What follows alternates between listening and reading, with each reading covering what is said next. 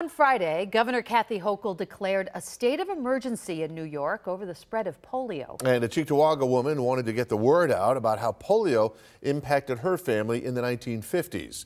Here's 2 on your side's Kelly Dudzik with her story. Pam Boquin's mom, Teresa, was a polio survivor.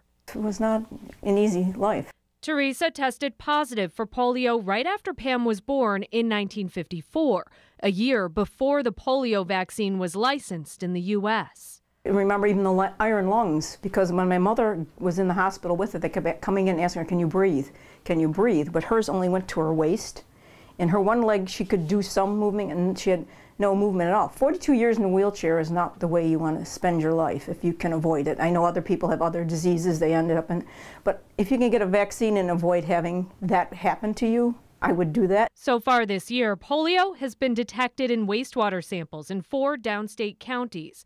And the governor's office says routine vaccination rates against polio across all ages have decreased throughout the COVID-19 pandemic. So Pam is encouraging people to get vaccinated. She thinks it's something her mom would be all about.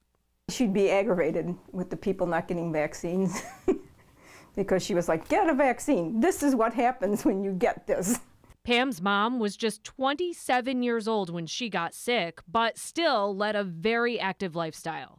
She worked in the garden, she pulled the weeds, she raked the grass. We took her up to the top of the Empire State Building. She went on Whiteface Mountain. My father dragged her across that and went to Panama Rocks. She was the first woman in a wheelchair to go through Panama Rocks because my father wouldn't let her stay home. Pam's mom also gave back to the community and worked with the March of Dimes to raise money for children with polio.